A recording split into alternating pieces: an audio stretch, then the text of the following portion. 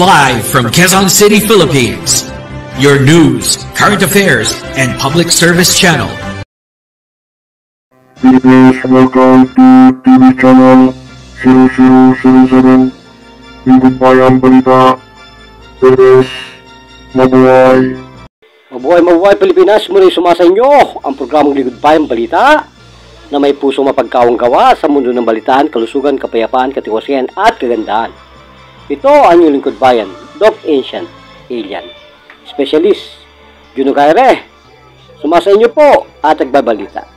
Tungayan po natin ang nakalat po natin ng mga balita sa lansangan sa loob at labas ng ating pong bansang Pilipinas. Ukol po to sa tawag po sa atin ni Mang Tony Murillo. Aba, taga saan kaya ito? Taga Mindoro na naman. Occidental. Oh, Mindoro. Pinamalayan. Okay, sige. So ano po ang katanungan ninyo? Bakit daw po sa dami ng mga husay ng mga herbal no therapeutic claim po yung sinasabi ninyo at mga synthetic na maubod ng galing? O po naman talaga, siyempre, magagaling yan, siyempre. Pharmaceutical po ang sinasabi ninyo. Mang Murillo. Ano po yung sinasabi mo na nagiging dangerous sa katawan natin na hindi po natin alam? O talagang gusto mong i-ere ang pinakang makatotohanan, ha? So yan po, hindi po yung ating kinakain na mga prutas, na mga may preservative, mga pagkain ng mga fatty food o mga soda, inumin, mga coke. Hindi po yan.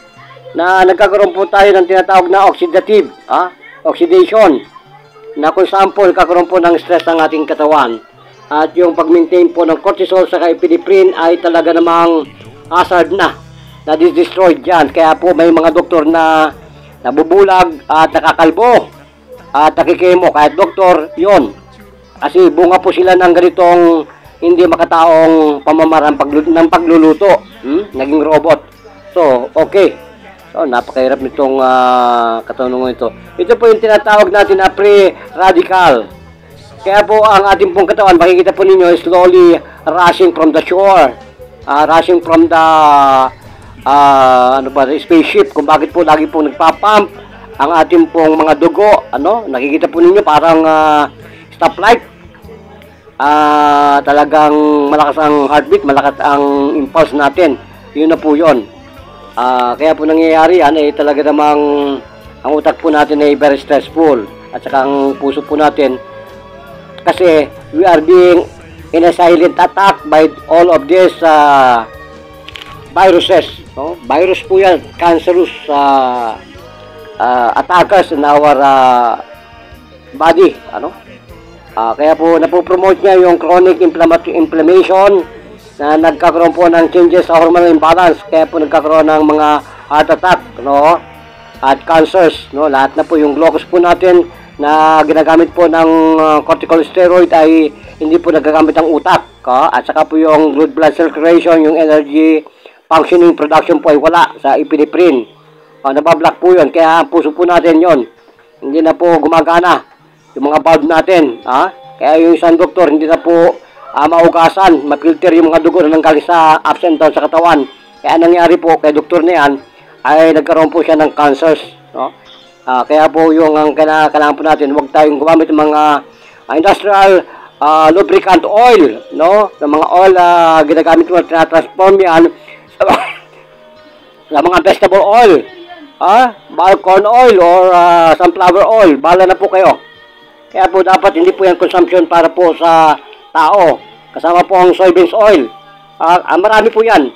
Kaya po yung stable omega-6 ay hindi po nagagamit ng tama yung fats sa ating pong katawan.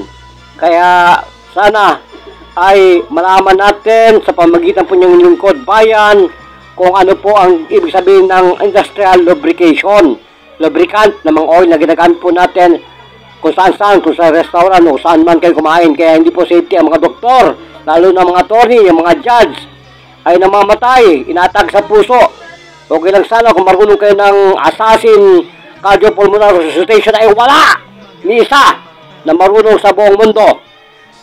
At iswaris, Dok, nagagalit ka na Kasi po, nagagalit talaga ako sa sarili ko.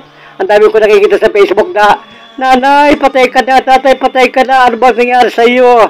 Ang dami nating herbal, ang dami nating synthetic, ang gagaling ng doktor natin, bakit kayo ay namatay at nagkasakit? Paano po ang ginagamit po natin ay industrial lubricant na mga oil. Kaya po namatay ang ating mahal sa buhay. Dok, wala na yung iyong ancient accent, no? Nadala po tayo ng emotion, pasensya na. Kaya po sana sa aking pag-aaral na to ay madulutan po kayo ng true to life story, reality based. Hindi po yung bookish tayo na lagi na lang pong nasa libro ang sinasabi po natin. Ang sinasabi ko po ay parang flood control incomplete scenario project, no? Dapat po yan may injectable fund, subside fund, and cash on hand. Kaya po wag natin pong sisihin ang gobyerno sapagkat hindi po sapat ang trilyon. Hindi po sapat ang trilyon para po sa programa natin ng mga flood control. Gawin po Sky Highway ang flood drainage sa taas po ng kalangitan. Ipadaan po ang mga drainage ng flood control. Copy, Philippines. So, dapat po malaman po natin yung sinasabi po natin na mga lubricant po na to, na nagiging diesel na tayo, nagiging na po tayong motorized ang ating pong katawan. O ka lang sana kung may change yung katawan ng dugo ng tao, wala naman eh. Ang problema, nagkaroon ng dialysis. Iyan na po ang sinasabi po natin na silent killer. Hindi po yung mga soda, hindi po yung mga coke, hindi po yung mga kung ano-anong fatty food, hindi mga acidity, na mga pagkain, hindi po yung mga processed food, hindi po yung food coloring. Sorry. Hindi po yan. At bumili po kayo ng maraming kung ano-ano, wag lang po yung galing po sa mga process, lalo sa mga Jollibee, pinasis yan.